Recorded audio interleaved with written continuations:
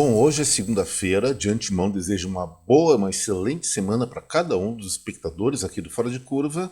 Nós temos, como sempre, o nosso quadro que vem por aí nesse dia. A respeito especificamente de hoje, eu vou tratar de dois assuntos. O primeiro diz respeito a uma proposta do Ministério da Educação e Cultura, o MEC, de promover mais modalidades de cursos universitários no modo EAD, ensino à distância. Em alguns casos isso aí é uma coisa favorável, mas nas propostas atuais do MEC realmente é um absurdo e pode levar o nível educacional de profissões estratégicas fundamentais, não só aqui no Brasil como no mundo, para as cucuias. O segundo assunto diz respeito a uma manifestação da FEBRABAN, que é a Federação dos Bancos Brasileiros, são oligopólio, mas tem que prestar atenção no que eles estão falando a respeito de uma definição do governo federal, do colegiado do governo federal, de baixar a taxa de juros dos empréstimos consignados para os beneficiários do INSS.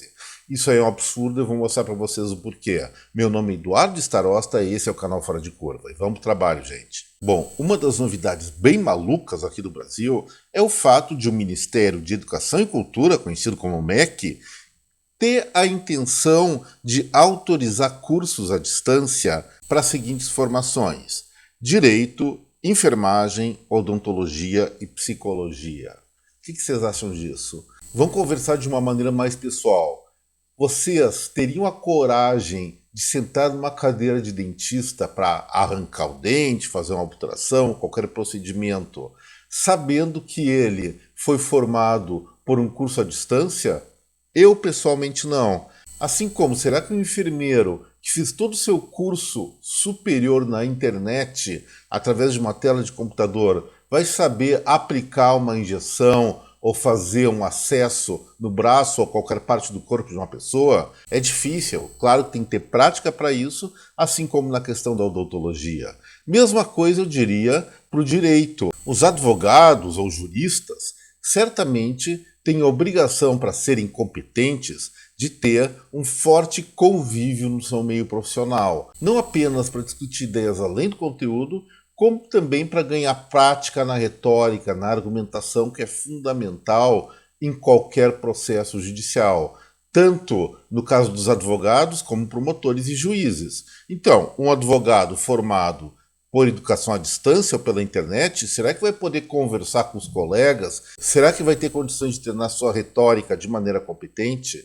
Acho que não. Então, gente, esse negócio de EAD, ensino à distância, é muito interessante. Claro que é.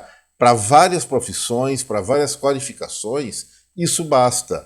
Porém, existem frentes profissionais estratégicas que não podem realmente contar com esse tipo de educação, pelo menos total. É claro, no caso do direito, tanto no caso da psicologia, medicina vão ser mais radicais, existem disciplinas teóricas que, evidentemente, fica muito mais confortável, até muito mais didático, aprender com auxílio de computador. Mas na hora de colocar a mão na massa, no caso dos cursos de biomédicas, ou então de usar bem a retórica, olhar no olho da pessoa e saber o que está pensando além da lógica formal, no caso aí da psicologia e do direito, isso aí deve virar uma fraqueza de profissionais, uma fraqueza muito grande de profissionais que vierem se formar pelo ensino à distância. Uma mistura dos dois talvez seja uma coisa adequada.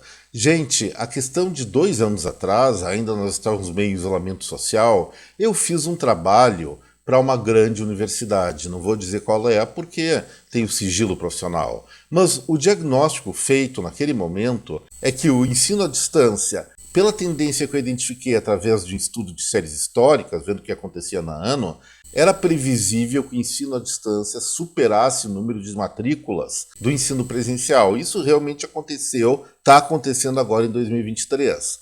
Questão é a seguinte: dentro da disponibilidade tecnológica que nós temos agora, será que a melhor formação fica com essas pessoas que se formam à distância ou aqueles estudantes que se dedicam, vão todo dia lá para a universidade para lidar mais diretamente com colegas, professores e até a própria prática diária em hospitais, clínicas psicológicas, escritórios de advocacia, onde as pessoas, esses tipos de estudantes normalmente estagiam, é claro que essa segunda opção é muito mais plausível. A orientação que eu dei para essa universidade era: olha, não dá para combater, de acordo com um padrão mínimo de qualidade, o ensino à distância que está tomando conta do mercado. Então vocês vão ter que se diferenciar positivamente pela qualidade. Não sei se eles seguiram isso ou não, mas a meu ver essa é a melhor alternativa para os centros universitários realmente que têm estrutura para abrigar grandes quantidades de alunos. Mas enfim, o MEC tem a intenção de partir para essa coisa, de popularizar ou universalizar o ensino universitário via educação à distância, e isso tende a significar o quê? Piora da qualidade dos nossos profissionais. Será que a vantagem eu pegar um curso baratinho? Sei que o ensino presencial é muito mais caro, mas será mesmo que uma qualificação à distância vai me oferecer tudo, especialmente nessas profissões que exigem mais responsabilidade humana e técnica? Vai me ensinar de uma forma mais completa do que o ensino presencial? É claro que não. Gente, vamos tomar cuidado com isso, especialmente para quem tem filhos que estão saindo do ensino médio e pensando numa carreira universitária. Sim, ficar em casa estudando é bem mais confortável, mas a eficácia disso na vida profissional vai ser um horror. Então, nesse caso, eu estou do lado dos conselhos profissionais que advogam contra essa ideia de jirico do MEC. E por falar em ideia de jirico, há alguns dias o Conselho Nacional de Previdência Social, o CNPC, reduziu por conta própria a taxa de juros máxima dos empréstimos para aposentados via consignação. Espera aí, é um Conselho Nacional de Previdência Social. Quem faz o empréstimo são os bancos. E esse conselho reduziu, mexeu na taxa de juros dos bancos. Até é bom que tenha reduzido por um lado, mas será que isso aí vai funcionar?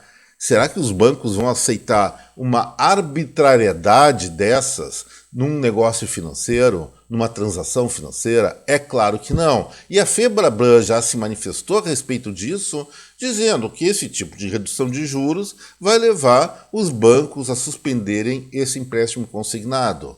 O que é isso? O que é esse tal de empréstimo consignado?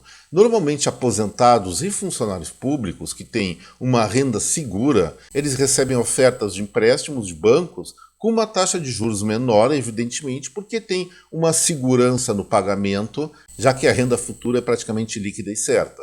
Mas, se aproveitando disso, esse Conselho Nacional de Previdência Social resolveu forçar a barra e determinar a taxa de juros máximas para esse tipo de empréstimo, como se isso funcionasse. Incrivelmente, tem membros da Febraban que participam desse colegiado, foram minoria. Eu acho que eles nem deveriam participar disso, porque estão dando legitimidade a um absurdo em termos de mercado. E agora a própria Federação dos Bancos do Brasil está ameaçando: olha, se cair juro assim, eu não aceito, vou parar de oferecer ou diminuir a oferta desse tipo de empréstimo. Gente, se o governo federal tem a intenção de reduzir taxa de juros, o Estado brasileiro tem dois bancos públicos, Caixa Econômica Federal e Banco do Brasil, que apesar de ser uma SA, tem maioria acionária da União. Se eles querem realmente mexer com o mercado de maneira positiva, então usem a competitividade dos seus bancos para forçar os outros a irem atrás, se forem atrás. No caso agora do estabelecimento de uma regra vinda de cima para baixo, não é nem de cima para baixo, é lateral, não tem nada a ver com o negócio de bancos, isso aí só vai dar confusão, isso aí só vai gerar mais restrição na prática do crédito para os aposentados, especialmente, e funcionários públicos estatutários em segundo plano. Mais uma besteira feita pela gestão federal que a gente podia ficar sem essa, né? Agora vamos para o quadro que vem por aí. Amanhã, na terça-feira, o IBGE vai divulgar o desempenho de agosto do setor de serviços do Brasil. No mês anterior, ou seja, em julho, o crescimento foi de 3,5% em relação a julho de 2022. Essa taxa de expansão ela vem caindo mês a mês. Lá no início do ano estava acima de 6% e vem se reduzindo paulatinamente. Minha expectativa é que o resultado de agosto, como eu falei, seja bem abaixo de 3,5%, porque nós estamos sim observando um arrefecimento da atividade econômica em todo o Brasil, apesar de alguns indicadores que eu acho meio suspeitos, vamos falar assim, dizerem o contrário. E depois, na quarta-feira, vai ser a vez do IBGE também divulgar as vendas do comércio varejista aqui do país de agosto. Em julho teve uma expansão de 2,4%, que eu achei meio estranho, mas, de novo, a exemplo do que acontece com o setor de serviços, a tendência dos setores produtivos é de redução de atividade ou de desaceleração forte do crescimento. Eu não duvido, então, que o resultado de agosto, que vai sair depois de amanhã, venha para o comércio varejista com percentuais negativos, especialmente pela queda do consumo de bens duráveis que já vinha acontecendo desde o ano passado. E na quinta-feira, o palco central de divulgação de dados vai ser o Banco Central do Brasil, que vai publicar os resultados do seu IBCBR, que é uma prévia do Produto Interno Bruto Brasileiro. Vamos relembrar, em maio, queda de 2%, junho, crescimento de 0,63% e julho, 0,44%.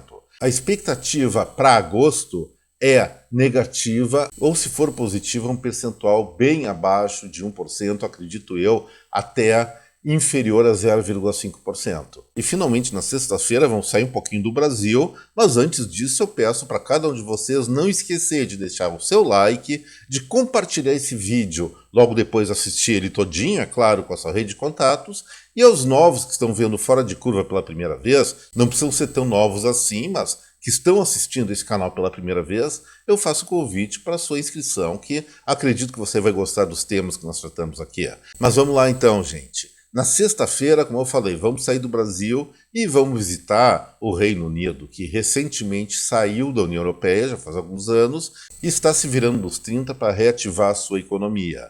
Sexta-feira vai ser divulgado as vendas no varejo. A expectativa é de vendas neutras, não vai cair nem vai subir, 0%. Isso é até o resultado positivo, porque essa nação está há vários meses com quedas de vendas no varejo em relação ao mesmo mês do ano anterior. Eu chamo a atenção do Reino Unido que atualmente a expressão econômica desse país é muito menor do que há alguns anos atrás, especialmente depois de ter saído da União Europeia, mas essa associação de estados que envolve Inglaterra, Escócia, País de Gales e Irlanda do Norte está numa busca frenética para achar alternativas para superar a sua crise de falta de desenvolvimento. Isso até envolveu, alguns dias atrás, uma decisão do próprio governo britânico, que atualmente é chefiado por um descendente de indianos, de parar de multar as pessoas que trafegam com carros a gasolina mais antigos que emitem mais CO2.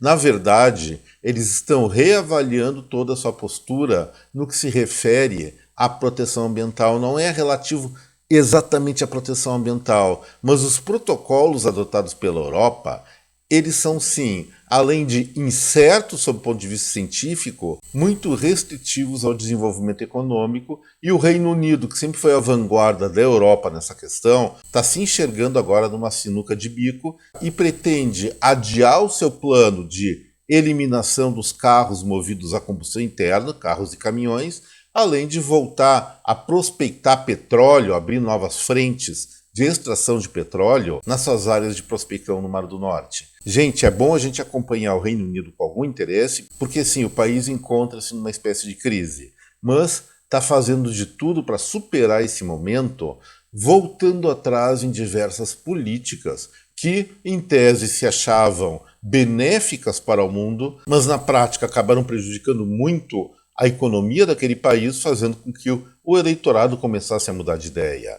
Sim, temos que preservar, temos que respeitar a natureza, o meio ambiente.